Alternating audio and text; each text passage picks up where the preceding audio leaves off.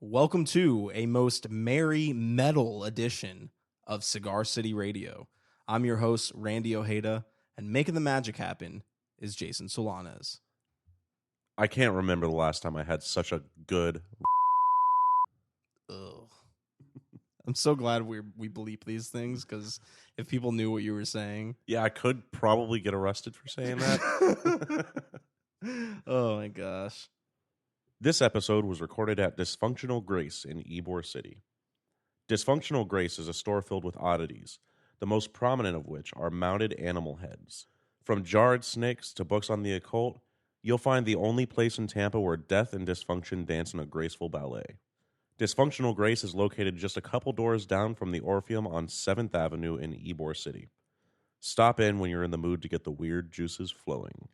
Our guest on this episode is Ben Falgout from the extreme metal band Goatwhore, best known for albums like A Haunting Curse and their 2014 release Constricting Rage of the Merciless.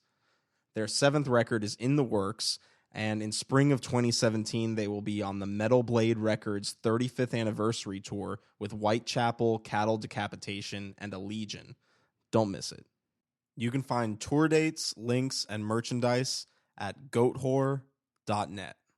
We also have a very special shout out to a 10-year-old Goatwhore fan named Amaya. She actually walked into Dysfunctional Grace with her dad while we were doing the interview, and she was wearing a jean jacket filled with metal patches. We called her over to ask her about music, and she got us right in the feels. Here's a little bit of that conversation. Well, I like how heavy it is, and I just like listening to it because it helps me get rid of all my problems that I have at home. That's awesome. That's really cool. And I also saw them when I was 5. Yeah? And now you're going to see him again tonight? Mm-hmm. Oh, man. Did you know that he's in Goatwhore? After our interview, we went to the Goatwhore show, and we actually saw Amaya rocking out in the front row. In a way, she became the star of the show. Ben from Goatwhore gave her a shout-out on stage, and she ended up with the set list. It was one of those reminders of why I fell in love with music in the first place. Kudos to her father for being cool enough to take his daughter to a metal show. I'm sure that's a night she'll never forget, and she's somebody we definitely won't forget either. So this episode is for Amaya, the most metal 10-year-old we've ever met, and here it is, episode 11.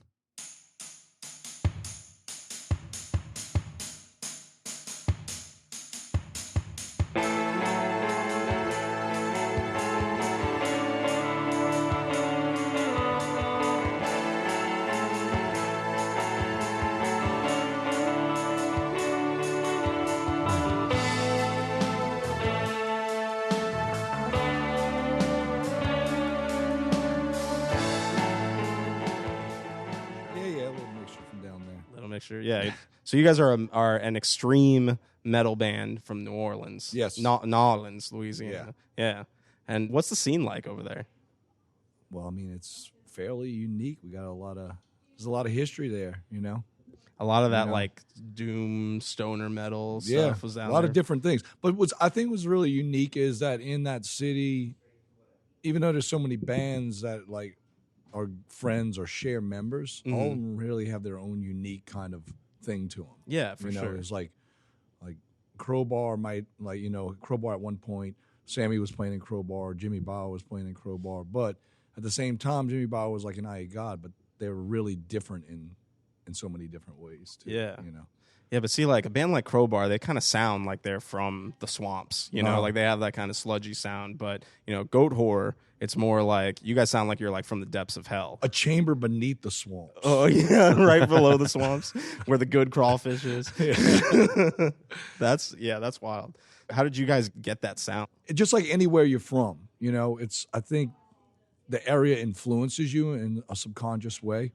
I think sometimes it's not something that you notice. It's just something growing up in it and being around things. And it's just like a subconscious influence that kind of clings on, and then it's incorporated into what you're into. And then your basic influences of things you grew up on, what you were listening to.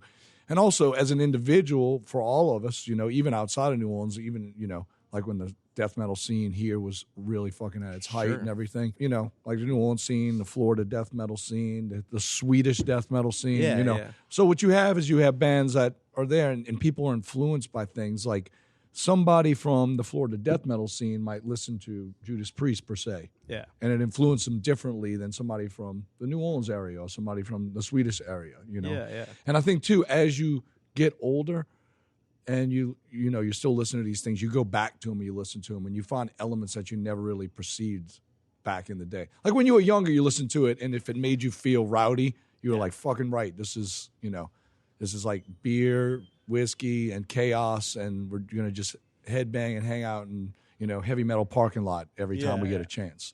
And then you get a little older, and you start to like, you go back to it and you hear it, and you're like, wow, I never really noticed that element within it. You know, I didn't really see different things. And so, and I think those things influence you as well, because then you're a little older, hopefully a little bit more knowledgeable, and then you see different things within the music, and you pull it out and utilize it as an influence in a certain sort of way. That's awesome. And now you've described yourself. I mean, or you've mentioned death metal bands a couple of times, but would you say that Goatwhore is a death metal band? Well, I mean, death metal is definitely in there, like death metal, thrash metal, black metal. You know, even like crust punk, grindcore type shit. It's all kind of blended in and mixed within it. It's just been something that we've all listened to, been part of our lives and stuff like that. Because I know metal fans specifically are very big on specific subgenres and getting really into the nitty gritty. I know, it's kind of weird, know? you know, because it's to me, heavy metal seems like such a like lawless thing. Yeah, and then to start breaking things into categories is kind of. It's kind of weird, you know what I'm saying? It's like, it's funny. It's almost contradictory. They got bands like, you know, really like quote unquote cult bands like the KVLT kind of scene. And there'll be like, you can't do this, this, and this. And it's just like, but I just thought you said everything has no rules or no anything like that, but you're making rules and guidelines with here. And I mean, I understand. I agree. There's some quote unquote, I guess, metal bands that I really don't like because I just don't like what they're doing. But that's a personal thing. So. I mean, we all have our personal preferences and things that we're into, and, you know, we don't have to like everything across the board. Yeah, that's what makes us all individuals. So I feel like you guys in general take yourselves a little less seriously than, you know, like the Immortals and like Dark Thrones of the world. You know? Yeah, well, you know what? I really think that people think that a lot of those dudes are highly serious, but I don't think they really know that some of them are really some characters. Yeah, well, I'm sure. I mean, to put on they're face really, paint, and like, I mean, they're just. Some of them are really, truly characters outside of that whole thing. And I think that like that whole Norwegian black metal scene blew up. I mean, it was definitely a young, like, serious thing. And it was like, it's kind of like a punk scene, actually, the black metal thing in Norway that happened, because it was like this rebellious cycle, and it just unfolded, and then it just like was like snowball effect. Yeah, it was like a total counterculture. Yeah. Thing. And so and that was a thing. But now some of those dudes that they're older, I think they look back at it and they're like, "What the hell were we doing?" But that's how everybody looks at their youth. The uniqueness is when things like that do happen. Like I talk about this with different people, and little, you know, younger people, older people. Like younger people will ask, you know, "Oh, you were there when this happened, and you went to the shows. I wish I could be a part of that." The thing about like a scene and creating a moment within like underground or metal history is you're going to be part of it at one point. The young kid that's asking me that now will be a part of something that goes on that later on a kid will be telling him, "Oh, I wish I was a part of that." Yeah. So all of it's like when the thrash metal scene was big, or when the punk scene was really big, or when the death metal scene was big. If you weren't there, then you kind of missed it, but it's no big deal because you will have another different kind of uprising of some kind of style within metal that you will be a part of. Yeah. You know, all those things are things that are like the growth and the influences for the future of what's going on in it. Yeah, that makes sense. And it feels like metal in general is the type of music where they're constantly evolving and pushing. Yeah. I mean, that's what the whole underground to me was always. It's where basically the evolution and the analytical ideas of moving forward and doing something more and more extreme. And then, like, if you look at like the huge bands in metal, like whatever, like the Panteras, Metallica, Lamb of God, Slayer, Slipknot, you can see how the extremity of those bands got more and more as time went along too. Yeah. You know, like Slipknot doing a blast. You know, nobody on a huge level was doing blast beats. You know, even though way before that ever happened, you had, you know, Napalm Death, Siege, things like that were doing fast blast beats. You know, and you had bands like Cryptic Slaughter, which was fairly fast for what they were doing, and Dark Angel and things like that.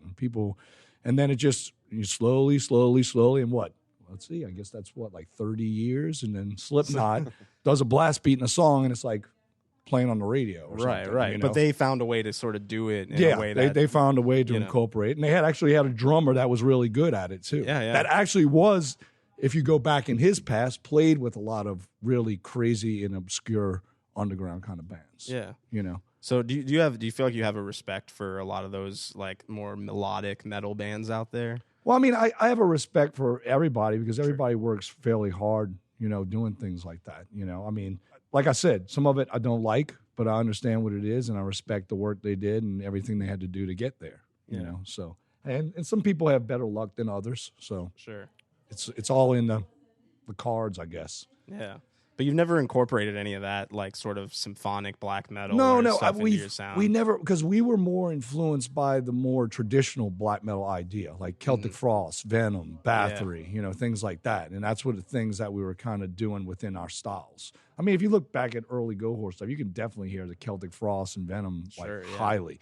And then I think as we went along, we've kind of grown into our own selves, and we're starting to create our own kind of sound. But you can still pick out minuscule elements of all those old influences as well. I mean, we were into like Emperor and Dark Throne and all that stuff. But I think the more traditional stuff made more of an influence on it. And then, more of the traditional like thrash metal and death metal stuff, and that kind of intertwined into it more as well. Yeah, and a lot of those earlier death and black metal records were a lot more influenced by kind of the punk genre. And they are very much. I mean, dude, I think a lot of the Dark Throne stuff, from certain periods are like really, really nasty punk stuff. Yeah, really nasty punk. Yeah. And they actually, I mean, Fender is for sure. If you like listen to things he says, he kind of reminds me, like, he's a metal kid, but he reminds me of like a little punk kid too. Like, fuck this, I'm not doing this. You don't do this, I'm not. He's like against like all the things that everyone else might be for. Right, yeah. I guess punk and metal sort of share that ethos a little bit. Yeah. Well, I think there's like there's always crossroads with it. Like the whole idea of like crossover music general in the past, like with DRI and things like that, where they kind of crossed over the metal and the hardcore scene or the punk scene, and they did this like offspring of the style, and then it influenced, it had different kids at the show. Yeah. You had metal kids, you had punk kids, you had skinheads, of course, which were a pain in the ass. But yeah.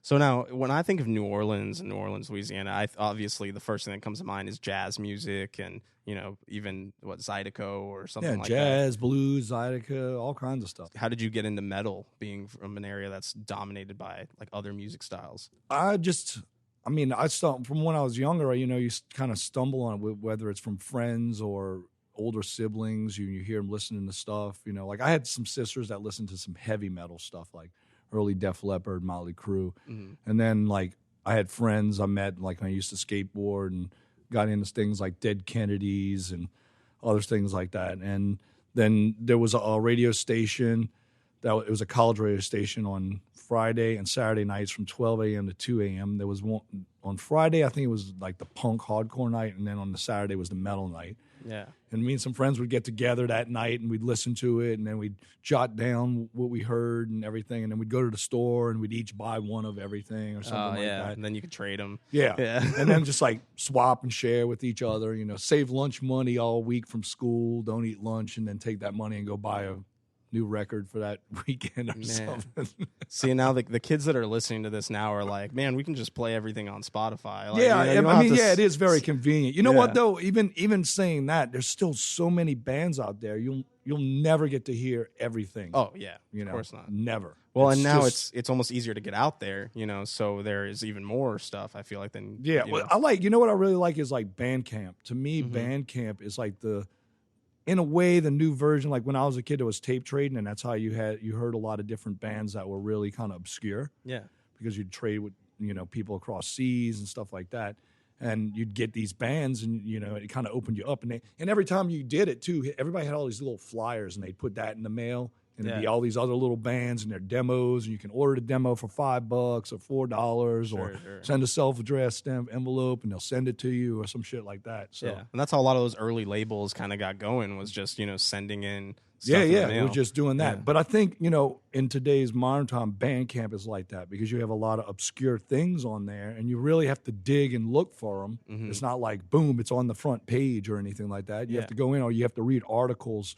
online. And they'll be like, oh, well, we stumbled across this band, and then you go and you find different things. Sure, yeah. And I think that's something that Bandcamp's really working on, too, because, like you said, you do kind of have to dig through to find stuff. But I think now, like, they have a feature called Bandcamp Daily and some blogs where they're, like, really highlighting, like, a lot of the underground stuff that is cool. And, for me, when I'm looking for new bands like that, that's a great way to do it. Yeah, actually, there is one, too. It's like an offshoot. It's, I guess, some people, and they do a metal version. It's still associated with Bandcamp, but they go through and talk about the newest things that have been added and everything. So you don't have to kind of really dig on the Bandcamp site. You can go to this, and you can be like, oh, okay, they have all of these things coming out. And usually on those things, too, when you go to them, it says you might be interested in these. Then it's just like total trails and past that's other the stuff. Internet, you just get on these wormholes. And you just keep going. And next thing you know, you're like, shit, I've been sitting here 3 hours just checking out all these different things. Well, I mean, that's how I found a lot of new bands back when I was a kid, but it was more like, like you said, like I would order a lot from Century Media, and they would always include the big Century Media catalogs that had all the records that you could buy, and I'd put that shit on my Christmas list, like parents, buy me these new Children of Bodom records or whatever, How'd your parents feel about that? My parents were always very supportive of my interest in metal. That's good. My dad took me to a couple metal shows when I was younger, and they're like, like I went to Catholic school and everything. My parents are very like Christian and stuff, but they understood that it was just like, it's about the music. It doesn't have to, it's not like. My parents were the same way. My dad he used to like, I grew up in the suburbs, but I went to the city to a lot of shows and stuff like that. And a lot of my friends weren't able to go. Their parents wouldn't let them go, but he would drop me off at shows in the city and be like, call me from this payphone when you're done, and when the show's over, and I'll come get you. Yeah. And there was a couple of times, even like on school nights, where you definitely, parents would be like, hell no, you're not going. You got school in the morning. He'd be like, all right. And then just call me when it's done. I'll come get you. But you're definitely getting up and going to school. And that is, morning. Hell yeah. That was always the deal I made with my dad. I mean, he thought it was kind of funny when he heard some of it, before. He would be like laughing and be like, listen to those vocals on that. But he was never like, what's this shit? What's this shit? Get this shit out of my house. So he was, I guess, in a way supportive, or maybe understanding, or maybe he just didn't give a shit. He was like, this is what you like, whatever, That's awesome. That's cool. And that your parents were that supportive, Yeah. I remember my dad was actually, I used to play in like grade school. The first band I started was called Car Full of Midgets. We were like, we played like Van Halen and Led Zeppelin covers and stuff. And my dad called all over town to find a venue that would like let us play, That's like awesome. let us play on stage. Yeah. And there was actually a place that was like a legendary metal venue called the Brass Mug. That's still there, but it's in a new location now. But they had just an open mic night. The guy told my dad to bring us out, and they'd let us play 10, 15 minutes, whatever. But it was a school night. It was like a Tuesday night. So he made a deal with all the parents, and my dad was like, all right, well, I'll pick everybody up and I'll drop everybody off, and I'll make sure they all go to school. Everybody will promise to go to school the next day. That's awesome. And we played our first show. So it's cool to have parents that are hip like that. Yeah. I mean, I think it kind of, the street with that goes different ways too. I mean, I think there's a lot of kids that came out of families that were like highly religious, and they're like, because I've talked to people and they're like, yeah, my parents, I would get a record, they'd find it and they'd throw it away and stuff like that. And I think that kind of thing too creates an element too, like it's the rebellious thing. And a lot of great music has been made because of that fact. Yeah. And so I think that element is good as well. I mean, that's just, some parents are strict like that, and some of them think like that. But I think that little and the funniest thing is, if they didn't do that, then the rebellion wouldn't be there. That's true. What I'm saying? Yeah. It's almost like you're assisting it. Yeah. So you don't even realize. It's just like the media does too, with like some of these bands, they get popular out of nowhere because they're like, oh, this band's singing about the devil, or they're doing this, or they're doing that, and they're just like, well, you're just basically giving them like free reins of media, right? Yeah. You're giving them tons of free press. You know, when parents say no, kids say, "Well, if I'm going to get in trouble for doing something minorly bad, I'm going to do really fucking bad." Yeah, yeah, exactly. Find my next album, asshole. Yeah, yeah. Who knows? Find my next album lined with some marijuana. Yeah, bad. Oh man, that's wild. Well, we're talking about the jazz and blues and everything, but I think that's one of those subconscious things. I think you just it's there, and like if you hung out in the French Quarter, there's tons of places that are just open and it's going on. And I think it's one of those subconscious things where it's just kind of you're taking it in, even if you're not even in the place watching it. You're walking up and down the street with friends, drinking beers, whatever. Yeah. And I think it's one of those things that subconsciously it's sinking in, and it's some sort of influence. Is there like a core like metal hub in New Orleans? Like is there a venue or a spot that? Well, we've always had different places. Like right now, we actually have some really cool places. We have Siberia. We have One Eyed Jacks. House of Blues does shows every now and then for metal. Mm-hmm. But Siberia and One Eyed Jacks are usually a lot. Like most of the shows go on through there. Like Cannibals Corpse has been through there. Or, recently Black Dahlia Murder has been through there. Napalm Death, Melvins. It's just the list goes on. And on and on. I think I actually saw you're doing the. God, who are the other bands on the bill for the Metal Blade 35th anniversary tour? Yeah, that's that. Yeah. It's Whitechapel, Cal Decapitation, us, Allegiant, and I think they're going to do. I had one more band at the beginning of it. That's awesome. That's this spring, 2017. Yeah, that's the Metal Blade 35th anniversary tour. Yeah, that's right on. Like I can't believe it's crazy because 10 years ago we did the 25th anniversary tour. That was with Cannibal Corpse, Black Dahlia Murder, Red Chord, us, and The Absence. Oh, right. That was from here. Yeah. Another Tampa band. Shout out to The Absence. Yeah, they should come on the podcast. Yeah, they should. You have to round them all up. Yeah. So 10 years later, you're doing the 35th, and that ends in New Orleans, right? Yeah, that's awesome. Yeah, because I'd be like, bye, going home to my bed. That would be a nice way to close out the tour. Yeah. But man, 35 years of Metal Blade. And how long have you been with Metal Blade? It's pretty much since, I think it was the Haunted Curse. Was that the first Metal Blade record? So that's probably definitely, I'd say over 10 years. Yeah, definitely over. That must have been, what, 2006? Yeah. 2005? 2006? Yeah, somewhere up in there. So, about 10 years you've been on Metal Blade. Wow. I can't believe that label's, grown the way it has. Yeah, well, I mean, they've been pretty solid. I mean, I think, in metal it has its ups and downs. Sure. It's at a point it's a little more popular, and then it kind of dips down, goes back into the underground, and does its thing.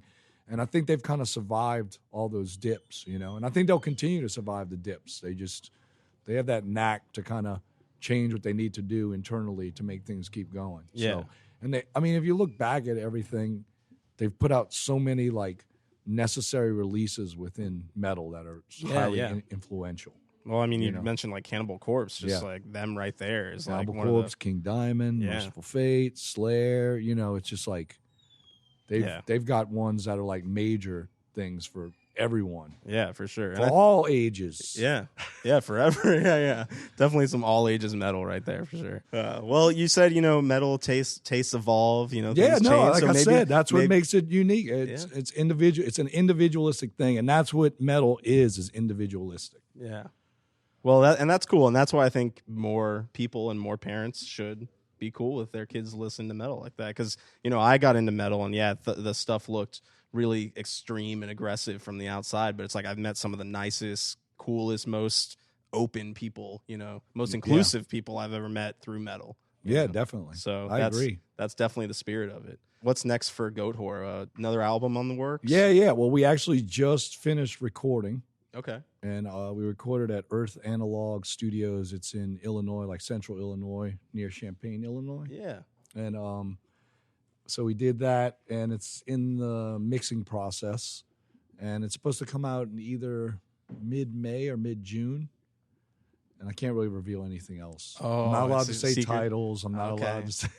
That's all right. I can be rebellious right now, though, but then...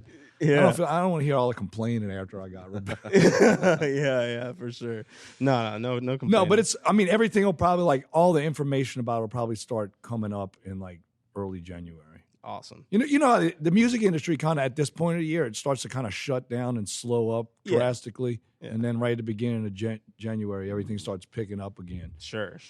And then Yeah, this is like it's basically because all the like publicists and everybody go on break, you know? Yeah, like yeah. everybody goes home for the holidays. Yeah, it's kind of like college in a way. Yeah. Well, it is because, you know, the major sort of music times is like spring and fall are when all the big releases. And then in the summer, everybody goes wild and then goes to festivals. And it is kind of like college. I'm pretty excited about it, though, the Yeah? new record. I'm really, it's got a lot of really cool stuff. And there's some things in it to me that it's branching off more and more like of what the element of Goatwhore is, you know, like our own kind of entity in a sense. Yeah. You know, I'm not saying we're doing like weird stuff and I'm singing like, you know. Yeah. It's just more Goatwhore than ever. Yeah. It is. It's definitely, you know, most people think you're getting, you know, this is like, it's going to be your 7th record. So you're going to start taming down. It's just like, no. No, you're just going to ramp it up. Yeah. There's some stuff on there that's definitely not taming down. Yeah. So you guys think it's like a fine wine. You're just getting more metal with age. Yeah, more and more brutal as we go along. Yeah. That's I think we're fighting the age thing. You know, we're like, no way, we're not letting this take us down. Brutality will arise. You know. I mean, it's definitely going to be a party tonight. I mean, I know it's an early definitely. show, but there's already people. Show? Yeah. Dude, party all night after that. Yeah. So we're by 10:30. Is this operation shut down? I don't know. Actually, it doesn't shut down when you do this stuff. Yeah. I mean, the place is closed, but it's just like, all right, where can we move the van and trailer and hang out with this ice chest and do these things without getting harassed? That's kind of life on the road, right? Yeah. You just keep moving it. Yeah. And you guys have been on the road for, you know, like you said, over 10 years. I think like this year we were on the road a little less because we're working on, because we don't get shit done as far as writing if we're on tour a lot. Yeah, we just don't. We just don't. It's hard to like, for us, it's hard to get that focus in. Like you go home for 2 weeks and be like, break away and be like, all right, let's put some things together. Yeah. You know, I mean, we jot down ideas and things like that and throw around the stuff, but we don't get into like the deep end of like creating a song. So until we can be home and just be away from it and be like, we're not doing any shows, we're just gonna focus on this and get it all worked out. Yeah. But by now I feel like you do have a pretty good rhythm with being on the road and coming back. Or no, yeah, we have a good rhythm and everything with stuff. It's just that I think, you know, like when we're home writing, I mean, sometimes you know, it's inevitable. You hit a wall sometimes and you need to step away from it, you know, because you're going over it so much and you got all these different ideas going on. And sometimes I just think you overthink things sometimes. And sometimes you need to step away and be like, look, we need to just not be in the room for like 3 days and you come back fresh and then do it. But I think the one thing that's cool that is beneficial is like Zach, our drummer, lives in Arizona. Okay. And, you know, me and Sammy live in the New Orleans area. And our bass player lives out of state too. And, you know, they luckily with all this modern technology, they both have like little programs, and like Sammy will have riffs, you know, puts together a song and use like a little drum program, and he'll send it to Zach, and Zach will open it up, and he's got his kit at home he'll use, and he'll hook it all up, and then he'll put drum beats over it. That way when he does come in town for like 2 weeks to a month, it's like he has the idea of what's going on. And so you get in the room and then you're like, all right, now we know how this goes, and it's going like this. So I like how, I mean, every musician has their way of practicing visually. Yeah. But even when you practice, it's metal as fuck. I don't even play an instrument, but I'm like always like. Well, let me ask you, what is your favorite part of being in a band? Is it the recording and making the new songs, or is it being on the road and performing? I think it's changed throughout the years. You know, I think when I was younger, I liked to be on the road so much, and then recording was kind of a weird thing because when you go in the studio, it's so different because everything's like so magnified. Like it's a big magnifying glass. Yeah. It's like when you're in the room doing it, and then you get in the studio, you're like, oh wow, I didn't even hear how that really sounded until now. You know, it's like it's a little different. It's kind of, I can see it better or hear it better in a different light. So it changes. But I think we've gotten used to that, and I think getting used to it and working with individuals like Eric Rutan in the past and everything, and having someone with a little more knowledge, but also you having a different kind of knowledge because, you know, he comes from the Morbid Angel, you know, ripping corpse school of fucking death metal, and then we come from the more relaxed Celtic Frost, you can fuck this riff up if you want kind of metal. Yeah. And so we kind of blend our styles, you know, and our thoughts with that. And, you know, and he was really open when we're in the studio to like trying things like whatever, like if Sammy, you know, oh, I like this guitar head in this cabinet, but let's see what this one sounds like. Or I was like, well, for vocal mic, what do you want? You want to try like 6 different mics and see which one picks up better? Because every person's different in the way they come through a mic or the way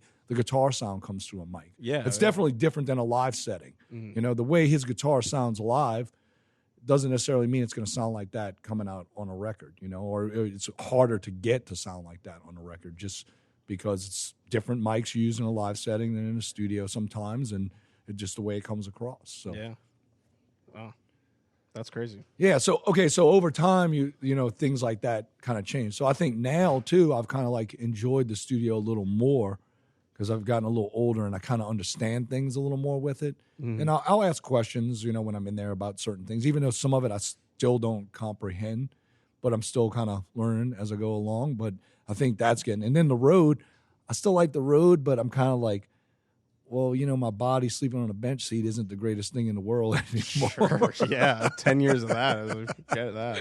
Yeah. I mean, it's not that bad. You know, I can deal with it. It's just funny because it's just like I remember being a kid and being like, whatever, I was a fuck it. I'm just sleeping in these vans every night. Yeah. So, and I mean, we still do. We sleep at truck stops in the van pretty much. Like if we're out for 2 months, we might get a hotel once or twice to like clean up and kind of really get rest. Yeah. But most of the time we're just in the van and we drive to a truck stop or a rest area and then wake up and continue on to the next destination. Man. You know? It's a rough life. It's punk, you know? Yeah. Well, it's, you know what? It's like the biggest influence for touring was Henry Rollins' book, Get in the Van. Yeah, yeah. You know? Great book. That book is just phenomenal. Like, I mean, imagine that they were touring in a little VW van, you know? And like this was way before cell phones. Oh, yeah. GPS all that. Well, I mean, I had toured before cell phones too. I shouldn't say that. I'm showing my age. But I try, you know, I had like an actual map, you know, atlas, and you had pay phones and you'd pull off and you'd call a promoter. He wasn't there yet. You'd drive a little more. You'd call a promoter. He'd give you directions. You write down the directions. Or you try to figure it out on the fucking atlas or something, you know? Jeez. Yeah. So, well, now at least now touring's a little now easier. it's just like so easy. I'm just like, yeah, this is cool. This is cool. I know where this is. Well, I mean, I've probably been to so many places now. I'm just like, I don't even need any of this stuff. Yeah. I'm just like, yeah, take left, right. There we are. Park right there. Brown back. Cool. Yeah. You've been all over the world, right? I mean, you guys have toured Europe for the most. and Yeah, we Australia. did Europe, Australia, New Zealand, Japan. Yeah. Did you ever think growing up in Louisiana that you'd end up touring the entire world? No, I mean, I did, you know, I wanted to be in a band. I wanted to do shows, but I never thought, you know, some of the stuff I've done, I've never thought I'd ever do, you know, I never conceived it. So I think all that stuff's like a bonus. Yeah. You know, that's awesome. Yeah. I mean, you get to make music and tour and people love it. You know, that's really cool. So you want to leave us with the craziest tour story over the last 10 years? The craziest tour story. I gotta watch it here. That you're willing to dive whatever. Yeah. You can't like let too much. Okay, no, I have this one we did.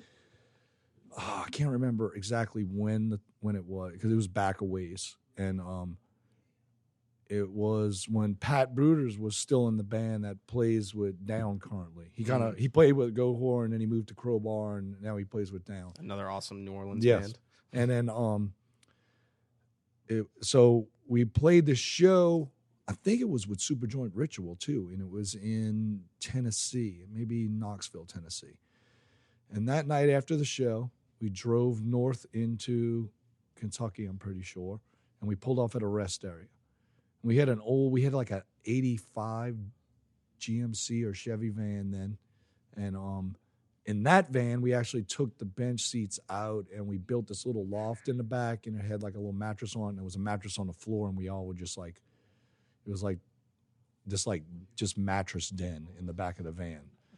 So yeah, it was just mattresses and we'd all just sleep on the mattresses. That's one way to do it. So we pulled off at the rest area to sleep and then we get woken up by like an impact.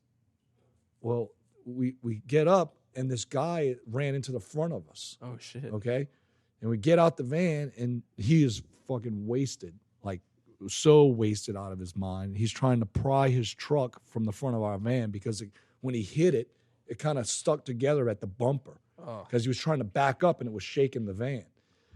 And so we're telling him something, and he's like, we're like, what are you doing? And he's like, shh. And he's just like, dude, he just ran into the front of the van.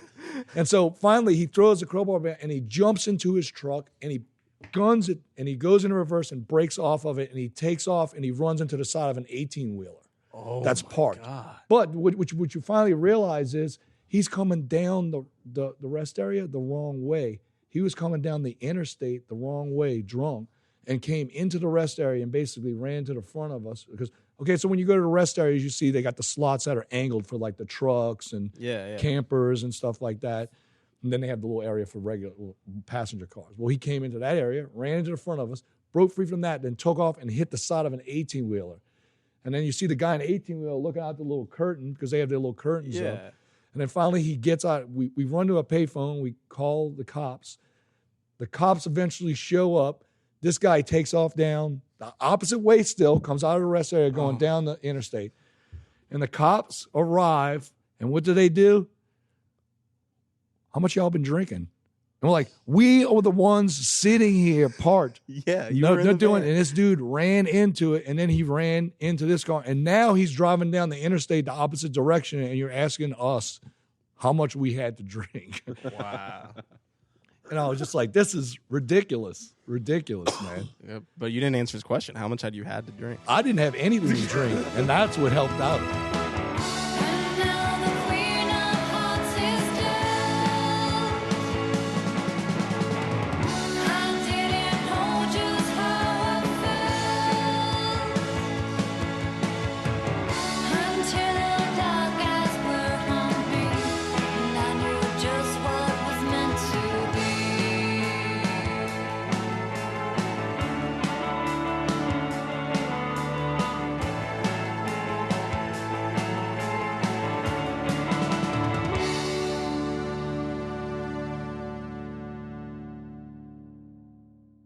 So, who's your favorite band? Is it Goatwhore?